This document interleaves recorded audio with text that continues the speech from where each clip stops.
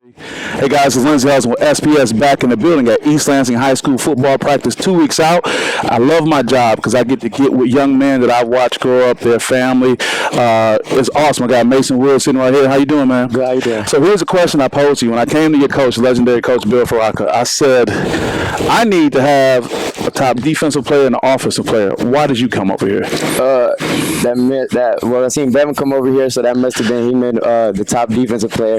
And then if he sent me over here, that means I might be the top offensive player. So you went a long way around just to say you that man, huh? You that dude. Nah, I'm not the man, but I feel like I'm a key in this offense and defense, so I feel like I'm a big part. Let me say this. I like your humility because a lot of athletes, when people pump them up, they run with it. But you instantly didn't make it about you. You making it about your team, and I can appreciate that. I'm not surprised by knowing your father, by knowing your family. Talk about what it was like last season, Mason, and then talk about coming into this season, getting ready, and how you feeling. Well, last year we had some pretty big names. We had Andrea, we had Ethan, so the bar was set very high. You see what I'm saying? But last year I was a captain, honorary captain. So this year I hope to step into a real captain role. You see what I'm saying?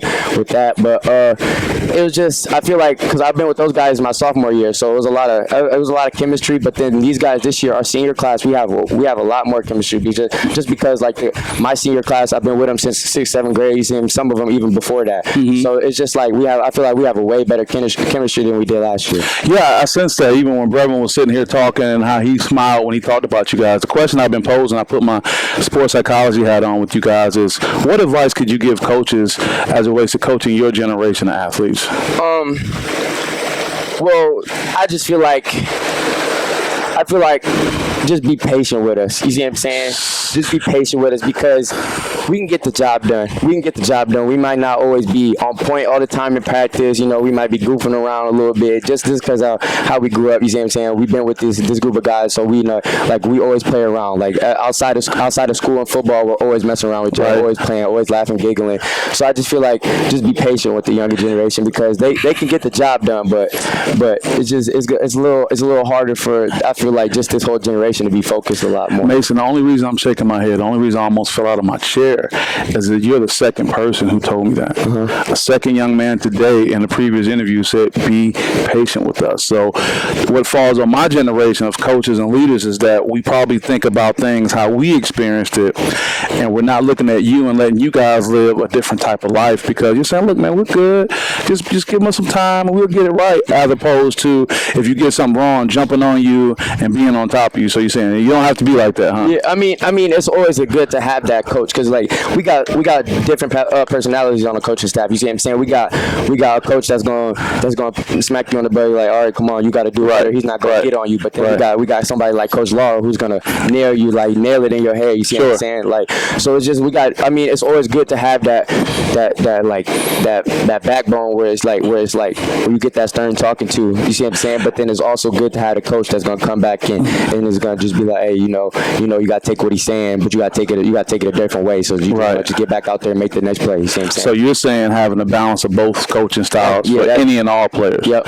Wow. What kind of coach style do you prefer? How do you prefer to get coached? You probably don't want to tell on yourself right now. I know your dad Terry's like, what you about to say? What motivates you? Both. Growing up, I've had both coaches. You see what I'm saying? I've had, with basketball and football, I've had a coach where he's just going to yell at you. I've had a coach I played for a team in Kalamazoo, Coach Allison. He's cussing at you. You see what I'm saying? He's cussing at you. He's yelling at you. He's telling you you're not good because he knows that's how he has to get the best out of you. Sure. So that motivates me sometimes. But then, just I feel like that motivates me more when somebody's constantly on me. But then sometimes I don't take to it well just because, damn, he's always on me. He's always on me. But back in the back of my mind, I just got to keep reminding myself he just wants the best for me. You see what I'm saying? But I feel like when somebody's on me more, that motivates me. But also somebody like Coach Franco, who's not going to yell like that, but he knows the game. So him just knowing the game and me wanting to know the game like him motivates me too. But it would seem like a guy like your head coach who doesn't yell, you also don't want to let him down. Facts. And here's the last question. You've been so helpful with this too. What about the controversy that comes when they talk about fire and brimstone coaching style? I'm good friends friends with Tom Izzo. We got number love for Tom Izzo. He's been known for being a fire and brimstone type coach. What about the controversy that comes up when people say there's no place for that anymore, or you do need that? I'm just trying to get your opinion about that. You can't say you don't need it because Tom Izzo's a Hall of Fame coach. You see what I'm saying? He's Hall of Fame, and like people won't keep going to MSU if they don't want to be coached by him. You see, you look in the rankings every year. MSU, they're not top 5, they're top 10 preseason every year. And that's because you can't go nowhere without a good head coach. You see what I'm saying? And I just feel like it's you kind of get best of both worlds with this generation and your parents' generation, because a lot of the parents want that hard coaching. You see what I'm saying? Like when I talk to my dad, he's like, nah, like that hard coaching, that's what I grew up on. That's what's gonna get the best out of you. So like, and it's like, so like when you like looking at something like that with coaching is like your dad or your parents will have an ear and be like, hey, though, that's what you like. So then you get that, and then you're like, all right, maybe I want to see what this like fire and brimstone coaching is like that, stuff like that. So it's like, I feel like there's always going to be place for that. Like, I feel like if you want to win, you have to have some fire in you. See what I'm saying? As a coach and as like your whole coaching staff. You see what I'm saying? Players have to have fire. So I feel like there's never not going to be time for that type of coaching. And I guess the key takeaway, you've done an excellent job representing yourself, the team, and everyone, is that it just needs to be a balance. It doesn't need to be all of one thing, which is just what life is like.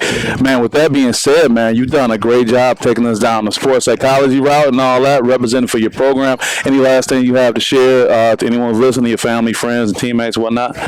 No, just watch out for Yale this year. We're going to come hard. We're going to come different. Got Mason Woods right here representing for East Lansing High School. I'm not surprised he's doing so well. Come from good stock. I appreciate you. Good job. Thank you. Keep it up. All right, Lindsay, also SPS. We'll see you guys next time. Peace.